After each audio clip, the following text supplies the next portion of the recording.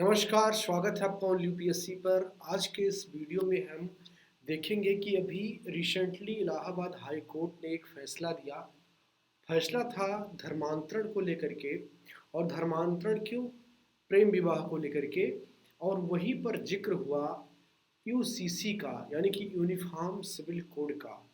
और इतना ही नहीं, इलाहाबाद हाई कोर्ट ने लगभग केंद्र सरकार से ये अनुमति कर दी कि यूनिफॉर्म सिविल कोड पर कानून बनाने की प्रक्रिया को प्रारंभ किया जाए, यानी कि उसे शुरू किया जाए। ये जजमेंट अपने आप में एक माइलस्टोन जजमेंट होगा। रिकॉर्ड किसके रिकॉर्डिंग? ये केवल प्रेम विवाह के रिकॉर्डिंग नहीं, इसके रिकॉर्डिंग, क्योंकि यहाँ पर जो सबसे बड़ी बात निकल कर के आई वो है समान नागरिक संहिता। अगर समान नागरिक संहिता की बात इस तरीके से होती है तो कहीं ना कहीं सरकार जिस चीज़ को चाह रही है, कोर्ट उस चीज़ को कह रही है। सरकार भी कहीं ना कहीं इस चीज़ की तैयारी में है कि समान नागरिक संहिता होना चाहिए। और वर्तमान में जो सत्ताधारी पार्टी है उसका एक वैचारिक एजेंडा भी यही रहा है कि समान नागरिक संहिता देश में होनी चाहिए। अब समान नागरिक संहिता क्या है, इस पर पूरी बातचीत हम करेंगे इस वीडियो में।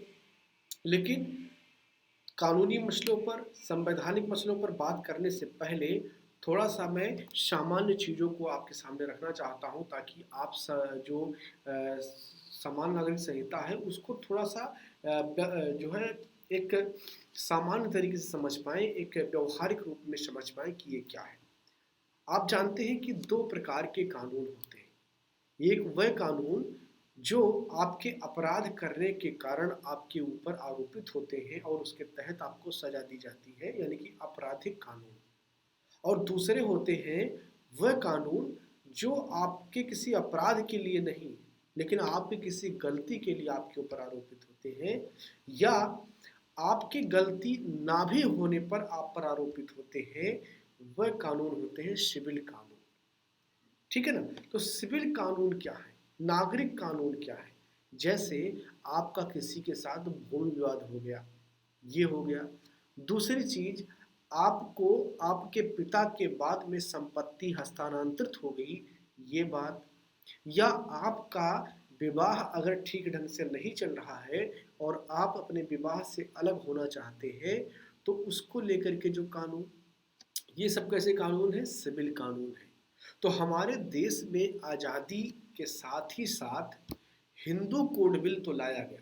हिंदू, अभी आगे में इस वीडियो में बात करेंगे हिंदू कोड बिल क्या है, कि हिंदुओं का शादी किस तरीके से होगा, उनमें संपत्ति का हस्तांतरण किस तरीके से होगा, अगर किसी को अपने विवाह का विच्छेद करना है, अपनी पत्नी को छोड़ना है, या पत्नी पति को छोड़ना चाहती है तो उसका प्रावधान क्या होगा, ये सब तय करने का अधिकार किसका है? कानून का है, जिसे हिंदू कोड बिल कहा गया। जब हिंदू कोड बिल लाया गया तो उस वक्त बहुत विरोध हुआ इसका, क्योंकि कहीं ना कहीं एक किसी विशेष समुदाय को टारगेट करने की कोशिश थी। वहीं पर जो इस्लाम को मानने वाले लोग हैं वह अपने इन्हीं सब कानूनों के लिए अपने धर्म के बनाए हुए रास्ते पर चल सकते हैं, यानी कि शरिया के नियम को मान सकते हैं। उनमें विवाह करने का जो नियम है, संपत्ति के हस्तांतरण का जो नियम है, वो शरिया के मुताबिक होता है। अतः ये हमेशा से एक धार्मिक वैचारिक विवाद का विषय रहा है। भारतीय जनता पार्टी अपने जनसंघ के जमाने से, यानी कि जब जनसंघ की स्थापना हुई तब से उसका एक एजेंडा रहा है कि वो मांग करती रही है कि जिस प्रकार आपराधिक कानून सबके लिए समान है, उसी प्रकार जो सिविल कानून है वह भी सबके लिए समान होने चाहिए। और ये डेवलपमेंट जो है, जो अभी आप देख रहे हैं कोर्ट कह रहा है, इससे पहले आप देखेंगे शाहबानो का केस, सायरा बानो का केस, जो ये बड़े बड़े फैसले हैं, ये कहीं ना कहीं सरकार को उस पॉइंट पर ले जाने की ओर इंगित कर रहे हैं जहां पर सरकार या व्यवस्थाएं यह सुनिश्चित करेंगी कि समान नागरिक संहिता इस देश में लागू हो। इस क्लास में आप यह भी समझ पाएंगे कि समान नागरिक संहिता को लागू करने से क्या फायदे होंगे और उसके नुकसान भी अगर कुछ हैं तो वो क्या होंगे। इन दोनों को हम इसमें समझ पाएंगे। तो बहुत ही इंटरेस्टिंग होने वाला है। वीडियो को स्टार्ट करूं उससे पहले आपसे आग्रह है कि जो लोग नए हैं चैनल को सब्सक्राइब कर लें, बेल आइकन को प्रेस कर लें। ऐसे ही इंटरेस्टिंग वीडियो हम आपके लिए लाते रहते हैं। और अगर आपको वीडियो पसंद आए तो कृपया लाइक करके ज़रूर जाइएगा। और यदि आप ये चाहते हैं कि ये ज्ञान सिर्फ आप तक सीमित ना रहे, ये कुछ और लोगों को ज्ञानवान बनाए, तो इसे कृपया शेयर भी करें।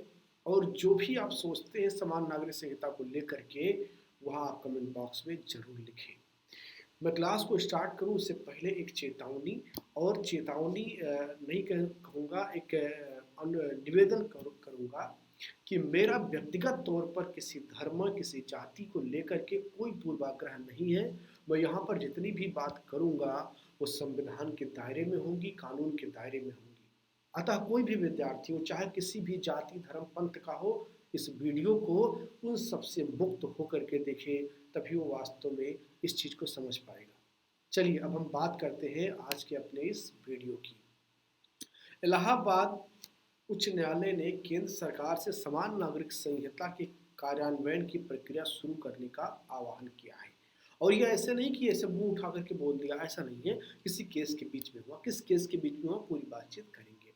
न्यायालय का निर्देश अंतर धार्मिक जोड़ों द्वारा दायर 17 याचिकाओं के एक समूह के संदर्भ में आया, जिन्होंने धर्मांतरण के पश्चात विवाह किया और संविधान के अनुच्छेद 21 के तहत अपने जीवन, स्वतंत्रता और गोपनीयता की गारंटी की सुरक्षा की मांग की।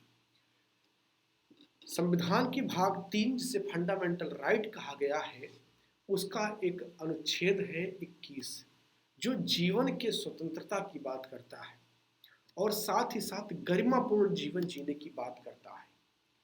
सुप्रीम कोर्ट ने अपने एक फैसले में यह कहा कि कोई भी कपल, यानी कि लड़का और लड़की, यानी कि प्रेमी युगल, अगर 21 और 18 वर्ष यानी कि जो एज ऑफ कंसेंट है, जब वो अपना फैसला ले सकते हैं, तो वो अपना विवाह करने के लिए बिल्कुल स्वतंत्र हैं और ये उनका मौलिक अधिकार है।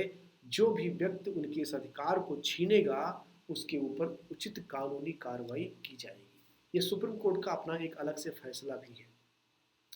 यहाँ पर मामला ये है कि जब दूसरे किसी धर्म के लोग विवाह करने जाते हैं तो वहाँ पर अड़ंगा आता है धर्मांतरण के कानून का। क्या आता है? धर्मांतरण के कानून का आता है। जैसे कोई हिंदू लड़की अगर हिंदू लड़के से विवाह कर लेती है, दैट इज गुड, कोई दिक्कत नहीं, आप जाइए सीधे विवाह कर लीजिए, कोई दिक्कत नहीं, बढ़िया पार्टी सार्टी करिए। अगर कोई मुस्लिम लड़की है मुस्लिम लड़के से कर लेती है, दैट इज गुड, कोई दिक्कत नहीं है। यानी कि ऐसे केस में कोई दिक्कत नहीं है। लेकिन दिक्कत कब होती है? जब कोई मुस्लिम लड़की किसी हिंदू लड़के से प्यार कर बैठती है। दिक्कत तब होती है जब कोई हिंदू लड़की किसी मुस्लिम लड़के से प्यार कर बैठती है। वहां पर दिक्कत ना तो कपल को है, और हो सकता है कई मामलों में फैमिली को भी ना हो, लेकिन दिक्कत धर्म के ठेकेदारों को जरूर होती है। ऐसे में एक फैसला है उत्तर प्रदेश सरकार का, एक कानून बनाया गया उत्तर प्रदेश सरकार के द्वारा, धर्मांतरण विरोधी कानून। उत्तर प्रदेश धर्म गैर कानूनी धर्मांतरण की रोकथाम के लिए एक अधिनियम बनाया गया 2021 में। इसमें क्या कहा गया है कि यदि कोई शादी करता है दूसरे धर्म में, यानी कि अपने धर्म से अलग करता है, तो इस बात की पर्याप्त जांच होनी चाहिए कि जो ये धर्मांतरण हो रहा है, जो कि धर्मांतरण होगा क्योंकि संपत्ति का जो हस्तांतरण है वो धर्म के नियम के मुताबिक होता है। तो अगर लड़की है तो वो लड़के के धर्म को अपनाएगी तभी उसको संपत्ति मिलेगी, इसीलिए धर्मांतरण तो होगा। तो ये जांच का विषय होना चाहिए कि जो धर्मांतरण हो रहा है वो सही तरीके से हो रहा है, स्वतः फैसला लेकर के हो रहा है, कोई दबाव नहीं है, कोई प्रोपेगेंडा नहीं है। इसलिए उत्तर प्रदेश सरकार ने कानून बनाया है और इसी कानून के मुताबिक जिला प्राधिकरण द्वारा यह जांच किए बिना शादी को पंजीकृत नहीं किया जा सकता है। यानी कि जिला प्राधिकरण पहले जांच करेगा कि जो दो लोग अपना प्यार वार किए हैं ये सही है या कुछ दूसरा मैटर है, किसी मौलवी के चक्कर में है, किसी पंडित के चक्कर में है, किसके चक्कर में है, या जो है कोई धर्म के ठेकेदार लोग हैं उनके चक्कर में तो नहीं है। तो उसकी जांच कौन करेगा? किसी जिला प्राधिकरण करेगा। अगर जिला प्राधिकरण ने जांच नहीं किया है तो ऐसे विवाह को वैध नहीं माना जाएगा, या जो मैरिज रजिस्ट्रार हैं वो विवाह की अनुमति नहीं देंगे। अब यहाँ पर मामला फंसा, और जब फंसा तो जो कपल लोग हैं, जो 17 याचिकाएं लेकर के हाई कोर्ट के पास पहुंचे, ठीक है ना। अब यहाँ पर समझने वाली बात यही है कि जो हाई कोर्ट में लोग जाते हैं, तो हाई कोर्ट इनसे क्या कहता है। यहाँ पर थोड़ी चीज़ और देख लेते हैं कि ये जो धर्म परिवर्तन का विवाह होगा, इसमें जो डीएम है, संबंधित जिला का डीएम है, उसकी मंजूरी आवश्यक है। यह अधिनियम विवाह के लिए धर्म परिवर्तन को गैर जमानती अपराध मानता है। यानी कि बेवजह का धर्म परिवर्तन सिर्फ किसी जो है अन्य कारण से वो गैर जमानती अपराध है, ठीक है ना। अब आगे देखते हैं, विवाह पंजीयक के पास केवल इस कारण विवाह के पंजीकरण रोकने की शक्ति नहीं है कि विवाह पक्षों ने जिला प्राधिकरण से धर्मांतरण की आवश्यक स्वीकृति प्राप्त नहीं की है। न्यायालय ने मैरिज रजिस्ट्रार को ऐसे जोड़ों के विवाह का तत्काल पंजीकरण करने का निर्देश दिया। तो हाई कोर्ट ने क्या कहा कि जो कपल है, अगर वो विवाह करना चाहते हैं तो मैरिज रजिस्ट्रार को सिर्फ इसलिए विवाह को रोकने का कोई अधिकार नहीं है कि उन्होंने जिला प्राधिकरण से अपना वो सर्टिफिकेट नहीं लिया कि धर्मांतरण सही तरीके से हुआ कि नहीं हुआ है। कोर्ट ने ये बात कही। न्यायालय ने कहा कि इस तरह की मंजूरी निर्देशिका है और अनिवार्य नहीं है, यानी कि ये प्रकार का डायरेक्टिव है, कहा गया है कि आपको ऐसा करना चाहिए, but it is not mandatory, लेकिन ये जरूरी नहीं है। यह अधिनियम तर्क संगतता और निष्पक्षता की कसौटी पर खरा नहीं उतरेगा तथा अनुच्छेद 14 यानी कि कानून के समक्ष समानता एवं अनुच्छेद 21 यानी कि जीवन व्यक्तिगत जो समानता है उसका उल्लंघन करता है, ठीक है ना। तो इस प्रकार हाई कोर्ट ने ये जो कानून है उत्तर प्रदेश सरकार के द्वारा, इसको थोड़ा कमजोर करने जैसा आदेश दिया। आगे देखते हैं, यह देखा गया कि परिवार या समुदाय या कबीले या राज्य या कार्यपालिका की सहमति आवश्यक नहीं है। यदि एक बार जब दो वयस्क व्यक्ति विवाह करने के लिए सहमत होते हैं तो यह वैध या कानूनी होगा। यानी कि विवाह करने के लिए ना तो समाज की जरूरत है, ना तो परिवार की जरूरत है, ना समुदाय, ना कबीले, यानी कि किसी के सर्टिफिकेट की आवश्यकता नहीं है। ये कौन कह रहा है? आपके देश का जो सबसे मजबूत पक्ष है, न्यायपालिका, हाई कोर्ट कह रहा है कि इसके लिए आपको किसी की अनुमति की आवश्यकता नहीं है। न्यायालय ने संबंधित जिला की पुलिस को इन जोड़ों की सुरक्षा सुनिश्चित करने का निर्देश दिया। इसके अलावा न्यायालय ने केंद्र सरकार से समान नागरिक संहिता को लागू करने हेतु एक कानून बनाने का आग्रह किया ताकि इस तरह के अत्याचारों की पुनरावृत्ति न हो, क्योंकि इसके लागू होने के बाद धर्मांतरण विरोधी कानून की आवश्यकता नहीं होगी। अब आप समझ पाए होंगे कि जिस मुद्दे का मैंने शुरुआत में एकदम क्लास के जिक्र किया कि विवाद किस बात का है कि अलग अलग धर्म के लोग हैं और वो धर्मांतरण क्यों हो रहा है, क्योंकि जो संपत्ति का हस्तांतरण होगा उनके धर्म के मुताबिक होगा, इसीलिए दोनों कपल का एक ही धर्म का होना अनिवार्य है, तभी वो जीवन जी पाएंगे। केवल विवाह करने से तो घर के खर्चे चलेंगे नहीं, संपत्ति भी चाहिए होगा ना। तो उसके लिए जरूरी ये है कि एक जैसा कानून हो, फिर कोई दिक्कत ही नहीं होगी। जैसे इंटर कास्ट मैरिज में कोई दिक्कत नहीं होती है। जैसे जो कास्टिज्म है वो हिंदुइज्म जो है, हिंदुइज्म में कास्टिज्म पाया जाता है। तो अगर कोई जो है तथाकथित उच्च जात की लड़की तथाकथित निम्न जात की लड़के से शादी कर लेती है, दैट ये कोई प्रॉब्लम नहीं, दैट इज नॉट प्रॉब्लम, क्योंकि वहां पर जो संपत्ति का हस्तांतरण किसी निम्न कास्ट में होता है वही उच्च कास्ट में होता है। तथाकथित सो कॉल्ड, मैं कह रहा हूँ, उच्च निम्न कोई नहीं होता है, सब बराबर होते हैं, ठीक है ना। तो इस प्रकार वहां कोई दिक्कत नहीं आती है, लेकिन जहां पर धर्म अलग होते हैं वहां पर दिक्कत आती है, ठीक है ना। तो इसीलिए हाई कोर्ट ने इस पर जोर दे करके कहा कि केंद्र सरकार को समान नागरिक संहिता पर काम करना चाहिए, ठीक है ना। आगे देखते हैं, अब समान नागरिक संहिता पर थोड़ी सी बातचीत कर लेते हैं, क्योंकि हमारा मुख्य मुद्दा वही है, समान नागरिक संहिता। ब्रिटिश शासन के अंतिम काल में व्यक्तिगत मुद्दों को निपटाने वाले कानूनों में वृद्धि ने सरकार को वर्ष 1941 में हिंदू कानून को संहिताबद्ध करने हेतु BN राव समिति बनाने के लिए मजबूर किया। समान नागरिक संहिता का आशय पूरे देश में एक ही प्रकार के कानून के प्रचलन से है, जो सभी धार्मिक समुदाय पर उनके व्यक्तिगत मामलों जैसे शादी, तलाक, विरासत, गोद लेने आदि में लागू होगा। संविधान के अनुच्छेद 44 में कहा गया है कि राज्य भारत के पूरे क्षेत्र में नागरिकों के लिए समान नागरिक संहिता सुरक्षित करने का प्रयास करेगा। यानी कि जो अनुच्छेद 44 है, जो कि डीपीएसपी के अंतर्गत आता है, directive principle of state policy, एक निर्देशिका है जो सरकार को, राज्यों को एक निर्देश देती है कि आपको ये करना चाहिए, नॉट मैंडेटरी बट एक रिस्पॉन्सिबिलिटी के तरीके से आपको करना चाहिए। वो सारी चीजें किसमें लिखी हैं? डीपीएसपी में लिखी हैं, और वहीं पर लिखा हुआ है कि पूरे देश में समान नागरिक संहिता लागू होनी चाहिए। ठीक है ना। अनुच्छेद 44 राज्य के नीति निर्देशक तत्व यानी कि डीपीएसपी में से एक है, यानी कि डीपीएसपी में ये आपके पाया जाता है।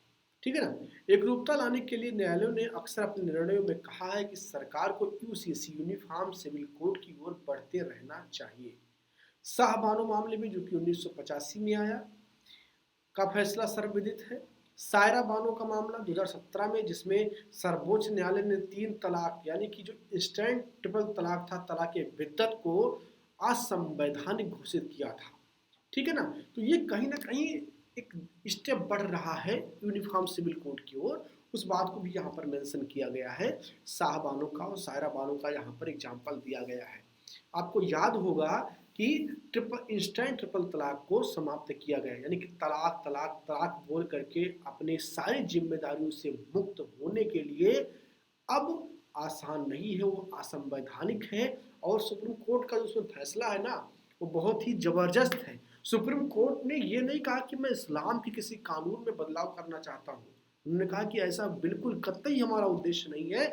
उद्देश्य सिर्फ इतना बताना है कि जो ट्रिपल तलाक है, तलाक बिद्दत है, वो इस्लाम का ही पार्ट नहीं है, इस्लाम का हिस्सा नहीं है, अतः वो प्रैक्टिस नहीं किया जा सकता है। ठीक है ना। इसीलिए उसको असंवैधानिक घोषित कर दिया। ठीक है ना। अब यूसीसी की आवश्यकता क्यों है? यूनिफॉर्म सिविल कोड की आवश्यकता क्यों है? राष्ट्रीय एकता के लिए।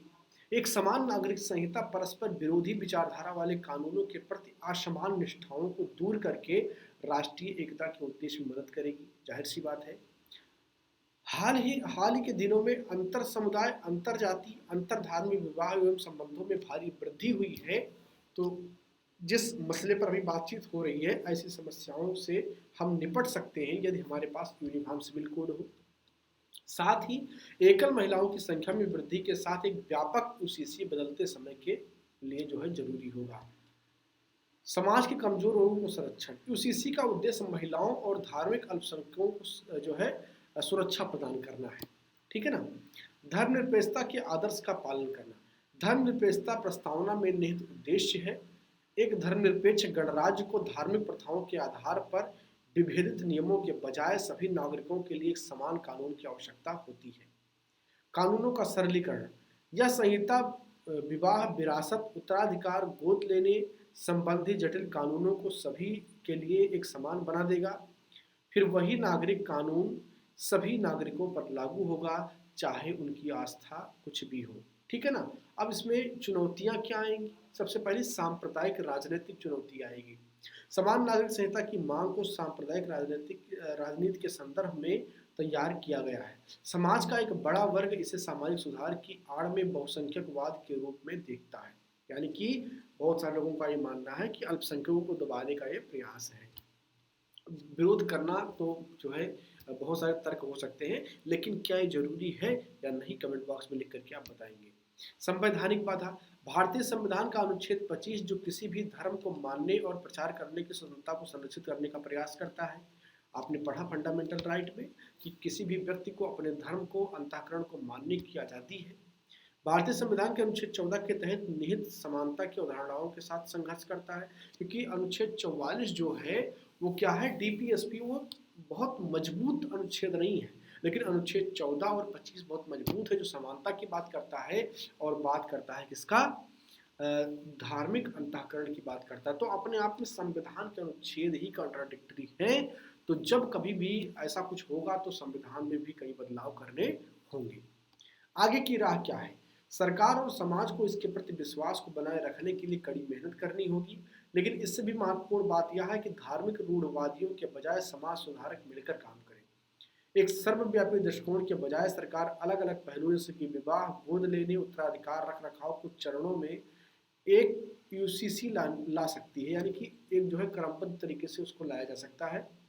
समय की मांग है कि सभी व्यक्तिगत कानूनों को संहिताबद्ध किया जाए ताकि प्रत्येक समुदाय में मौजूदा पूर्वाग्रह और रूढ़वादियों को स्पष्ट किया जा सके और उनके आधार पर संविधान के मौलिक अधिकारों का परीक्षण किया जा सके।